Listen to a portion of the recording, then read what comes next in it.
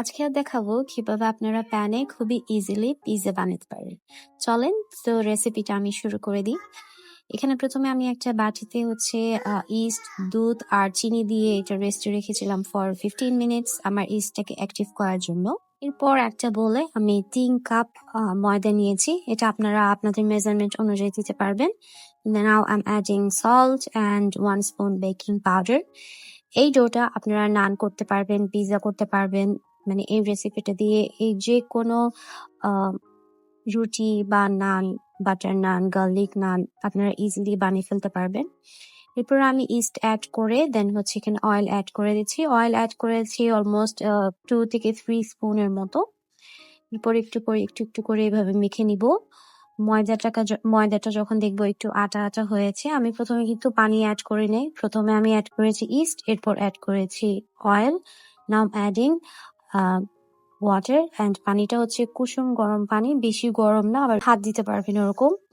এরপর ডোটা কিভাবে ভালো মতো মেখে নিতে হবে একটু সময় নিয়ে। দেন এটা আমি এখন রেস্টে রেখে দিচ্ছি 1 আওয়ারের জন্য। 30 মিনিটস এনাফ, বাট আমি অলমোস্ট 2 আওয়ার্স পর এটা ছিল আমার ডো। এরকম ডো দেখলে এত খুশি লাগে, মানে এত স্যাটিসফাইং, এত ভাল লাগে, আই কান্ট এক্সপ্লেইন। এবার আমরা পিৎজার কোটিংটা কি কি দিচ্ছি, এটা হচ্ছে এখানে পেঁয়াজ, ক্যাপসিকাম। এরপর এখানে আমি চিকেন অ্যাড করব কিউব করা। আমি প্রথমে চিকেনটা অ্যাড করছি কারণ আমি একটু ফ্রাই করে নিব হালকা করে, মশলা দেওয়ার আগে একটু করে ফ্রাই করে নিলে এটার টেস্টটা এনহ্যান্স করে। ভালো করে পেঁয়াজ, ক্যাপসিকাম অ্যান্ড চিকেনটা ফ্রাই করার পর আমি বাকি মশলা অ্যাড করব। Now I am adding soya sauce.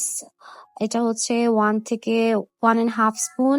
এরপর ম্যাগি সস, এরপর 1 spoon chilli powder and 1 spoon na half spoon jeera powder just for taste and fragrance, nothing else. Now I'm adding salt. এখানে আমি 2টা টমেটো ব্লেন্ড করে নিয়েছি। আমি আলাদাভাবে sauce ready করব না, এই জন্য এখানে টমেটো ব্লেন্ড করে দিয়েছি। আমি এখানে টমেটোর মধ্যে দিয়েছি সল্ট অ্যান্ড ব্ল্যাক পেপার। এরপর আমি অ্যাড করে দিয়েছি টমেটো সস। এরপর এটা আমি ঢাকনা দিব অল্প করে, যতক্ষণ লাগবে রান্না হতে, 5 থেকে 10 মিনিট। এরপর পিৎজার প্যান রেডি করছি। এখানে আমি একটু বাটার অথবা অয়েল আপনারা যেটা ইচ্ছা ব্রাশ করে নেবেন। এরপর রুটিটা সুন্দরভাবে বেলে নিবেন। দেন এভাবে ট্যাপ ট্যাপ করে প্যানের উপর দিয়ে দিবেন। কিন্তু একদম হাতের প্রেসারটা থাকবে একদমই অল্প, জাস্ট ড্যাব ড্যাব করতে যে প্রেসারটা লাগে অতটুকুই। বেশি প্রেসার দিলে আবার তখন দেখা যায় মাঝে মাঝে পিৎজা উঠে না, বাট এটা যেহেতু ননস্টিক এটা অবশ্যই উঠবে। এরপর এভাবে কাঁটা চামচ দিয়ে কেটে দিচ্ছি। দেন আমি চিকেনটা অ্যাড করছি। এখানে যেহেতু সসটা আমি অলরেডি চিকেনের সাথে দিয়ে দিয়েছি, এই জন্য আমি এখানে আলাদা কোনো সস দিব না। এরপর দিয়ে দিচ্ছি সসেজ, এরপর দিয়ে দিব চিজ, মাশরুম থাকলে মাশরুম, আপনারা আপনাদের মন মতো ডেকোর করতে পারেন পিৎজাটা। এরপর আমি ঢাকনা দিয়ে দিয়েছি। আমি প্রথমে এটা 5 থেকে 7 মিনিট যখন হয়েছে, এরপর আমি মানে পিৎজাটা যখন চুলা থেকে নামাবো ঠিক তার 2-3 মিনিট আগে চিজটা অ্যাড করব। আমি এখানে একটু চেক করে নিচ্ছি। দেখেন কি সুন্দরভাবে ফুলছে পিৎজাটা। আমি এটা কিন্তু আমি পিৎজাটার ইয়েটা একদম হালকা করেছি, মোটা করি নাই।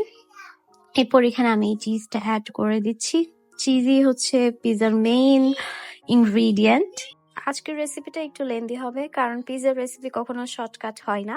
সো এটা আপনারা অবশ্যই বাসায় ট্রাই করবেন। এই পিৎজাটা আমি চুলায় রেখেছি 10 থেকে 15 মিনিট ডিম মাঝে। এই প্যানের নিচে কিন্তু আমি আরেকটা প্যান দিয়েছি। এই যে দেখেন পিৎজার কাজটা একদম পাতলা ছিল, একদম অনেক মজা, মাস্ট ট্রাই।